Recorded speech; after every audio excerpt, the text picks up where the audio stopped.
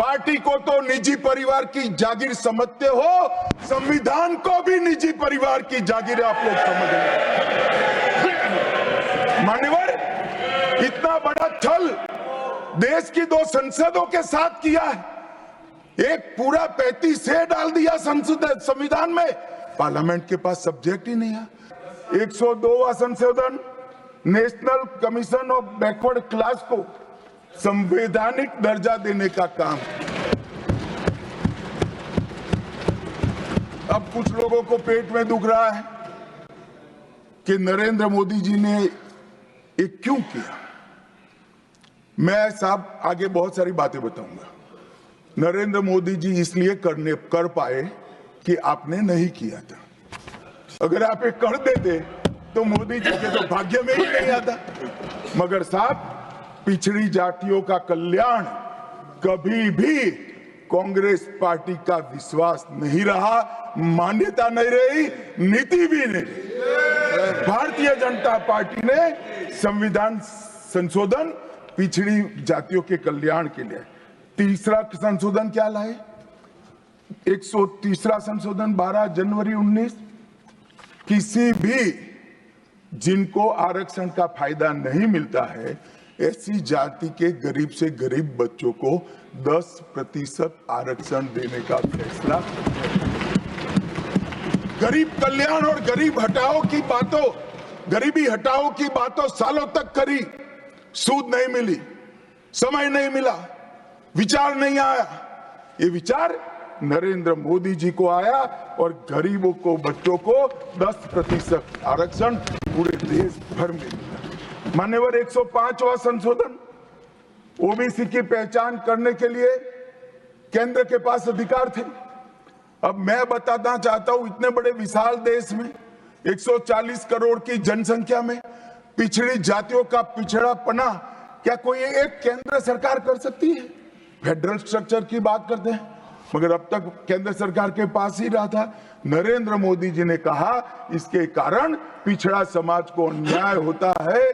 आगे से ये संविधान संशोधन करने के बाद 10 अगस्त 2021 के बाद पिछड़ापन का निर्णय करने का अधिकार राज्य की सरकारों को देने का काम नरेंद्र मोदी। और मान्यवर, सबसे अंतिम संशोधन में चौथा 5वां कहना चाहता हूं, 106वां संशोधन। और मैं तो क्रम में बोला हूं, एक भी काटा नहीं। 101, 102, 103, 104, 105, 106 सभी के सभी जन कल्याण के लिए। और छठा सम्मेलन संशोधन था 28 सितंबर 2023 को मातृशक्ति को शक्ति प्रदान करने का, मातृशक्ति को 33% आरक्षण, नारी शक्ति वंदन अधिनियम। मान्यवर, मैं आज आपके माध्यम से पूरे सदन से और पूरे सदन के माध्यम से देश भर की 140 करोड़ की जनता को कहना चाहता हूं कि जब इस दोनों सदन में 33% नारी शक्ति बैठेगी, संविधान निर्माताओं की कल्पना पूरी हो जाएगी। मान्यवर, इनकी आत्मा को बहुत शांति मिलेगी। इसके अलावा भी हम कई कानून लेकर आए। हम कानून लाए ट्रिपल तलाक को निरस्त करने का। अब ये कहते हैं आपकी वोट बैंक की राजनीति है। मान्यवर, सुप्रीम कोर्ट का कोई वोट बैंक करता है क्या? सुप्रीम कोर्ट तो चुनाव नहीं लड़ती है, जजों को चुनाव नहीं लड़ना है। ट्रिपल तलाक समाप्त करना चाहिए और साहबानों को मुआवजा देना चाहिए। दोनों जजमेंट सुप्रीम कोर्ट ने अलग अलग समय पर दिए थे, परंतु वोट बैंक की राजनीति हम नहीं कर रहे हैं। वोट बैंक की राजनीति कर मुस्लिम बहनों के साथ इतने साल अन्याय करने का काम एक कांग्रेस पार्टी ने किया। हमने तो ट्रिपल तलाक समाप्त कर मुस्लिम माताओं को, बहनों को अधिकार दिया। आपका कि भी अधिकार आपके पति जैसे हैं।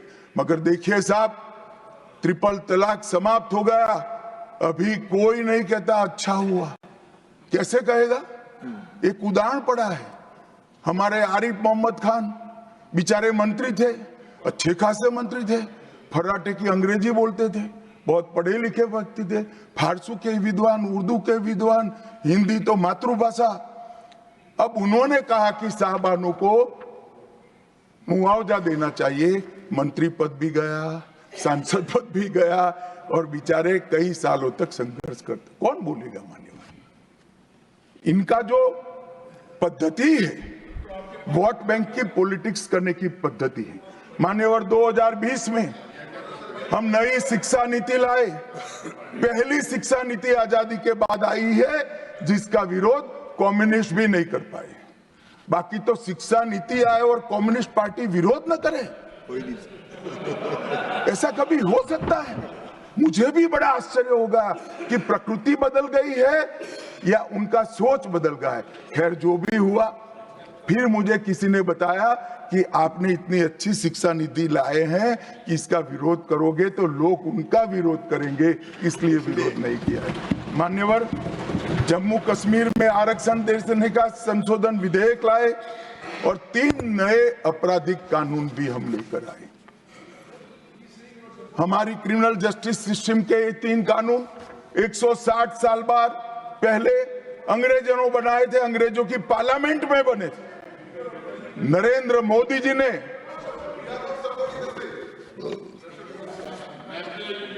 मान्यवर नरेंद्र मोदी जी ने बीएनएस, बीएनएसएस और बीएसए के माध्यम से हमारी संपूर्ण न्यायिक आपराधिक न्याय प्रणालिका को भारतीयकरण करने का काम नरेंद्र मोदी जी। और वो कानून जो अंग्रेजों को राज टिकाने के लिए बने थे, वो कानून को समाप्त कर हमारे संविधान ने हमारे नागरिकों को जो अधिकार दिए हैं, समय पर न्याय मिलना चाहिए, इसका करने का काम नरेंद्र मोदी जी ने किया। इस देश को गुलामी की मानसिकता से आजाद करने का काम कई सालों के बाद अगर किसी ने किया तो हमारे नेता नरेंद्र मोदी ने किया। और आप तो कई साल तक, अटल जी की सरकार आई, कई साल तक बजट शाम को 5:30 बजे रखते थे। क्यों शाम को 5:30 बजे रखते थे? क्योंकि इंग्लैंड की रानी के घड़ी में उस वक्त 11 बजते थे। आजादी के इतने सालों तक अंग्रेज की रानी के घड़ी से बजट रखने की आदत थी, वो भी किसी ने बदला तो भारतीय जनता पार्टी ने बदला, अटल बिहारी वाजपेयी।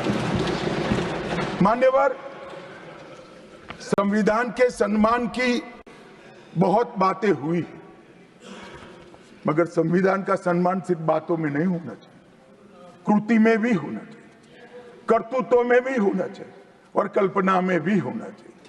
जब कृति में नहीं है, कर्तृत्व में नहीं है, तो कल्पना में आ ही नहीं सकता। अभी मैंने इस चुनाव में अजीबोगरीब नजारा देखा मान्यवर, अजीबोगरीब नजारा था। आज तक इतने साल चुनाव हुए, किसी ने आम सभाओं में संविधान को लहराया नहीं। संविधान को लहराकर, झूठ बोलकर जनादेश लेने का कुत्सित प्रयास कांग्रेस पार्टी के नेताओं के माध्यम से। मान्यवर,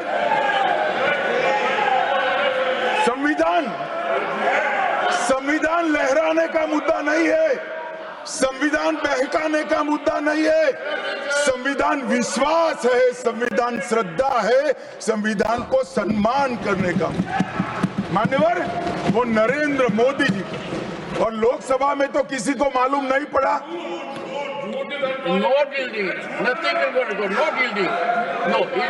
मान्यवर, लोकसभा में तो किसी को मालूम नहीं पड़ा, लोकसभा में तो किसी को मालूम नहीं पड़ा। जागरूकता थी। महाराष्ट्र में भी लहराने के अलावे बांटने गए तो एक पत्रकार के हाथ में भी आ गया, खोला तो मान्यवर पूरा कोरा था, अंदर कुछ लिखा ही नहीं था, प्रीएम्बल भी नहीं था। मान्यवर, इतना बड़ा छल, आपकी बात नहीं कर रहा मैं, ये तो पकड़े जाने के बाद तो सब लोग सुधर जाते हैं। मान्यवर, 75 साल के इतिहास में, संविधान के आयुष्य में संविधान के नाम पर इतना बड़ा छल मेरे जीवन में तो मैंने ना देखा है ना जाना है। और कारण ढूंढते हैं कि क्यों हारे। मैं बता दूं, कारण मत ढूंढिए, कमेटी की जरूरत नहीं है। संविधान और आरक्षण करते थे, लोग जान गए कि संविधान फर्जी लेकर घूमते हो तो लोगों ने हरा दिया। मान्यवर, ये प्रति जो लेकर घूमते हैं, इसमें गोखले साहब ने क्या लिखा है वो एक बार पढ़ें। उन्होंने लिखा है कि इंदिरा जी और कांग्रेस पार्टी ने संविधान पर सबसे ज्यादा कठोर कुठाराघात करने का काम किया है। जो प्रति लेकर घूमते हैं ना, उसकी प्रस्तावना में लिखा गया। माननीय सभापति महोदय, माननीय सभापति महोदय, संविधान कैसे तोड़ा मरोड़ा जा सकता है, इसके भी मैं 2 उदाहरण देना चाहता हूं।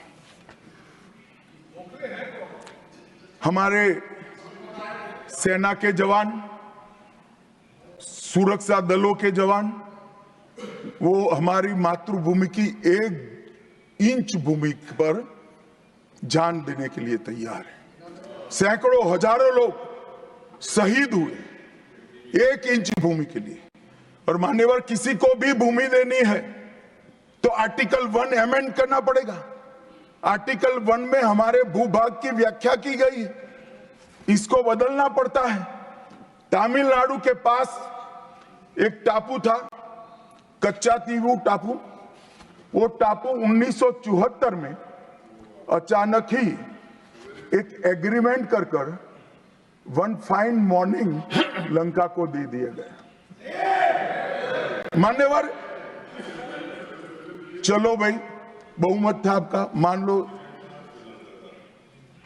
ऐसे भरोसे से किया होगा कि संसद मेरा सम्मान रखेगी, परंतु बाद में भी ये चीज, ये आर्टिकल 1 का बदलाव आज तक नहीं आया है और वो हमारा भूभाग आज हमारा हिस्सा नहीं है। मान्यवर, ऐसा खिलवाड़ भारत नहीं, दुनिया के किसी भी देश में शासकों द्वारा संविधान के साथ नहीं किया होगा।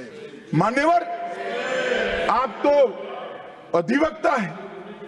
35A को कॉन्स्टिट्यूशन ऑर्डर से, राष्ट्रपति महोदय के ऑर्डर से दाखिल किया गया। अब दाखिल तो हो सकता है, पर कॉन्स्टिट्यूशन ऑर्डर को दोनों सदन की परमिशन चाहिए, जो हमने धारा 370 हटाने के लिए ली।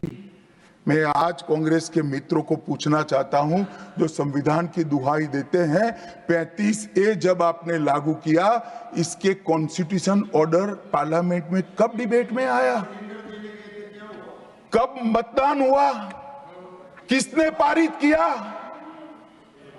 पार्टी को तो निजी परिवार की जागीर समझते हो, संविधान को भी निजी परिवार की जागीर आप लोग समझ रहे हैं।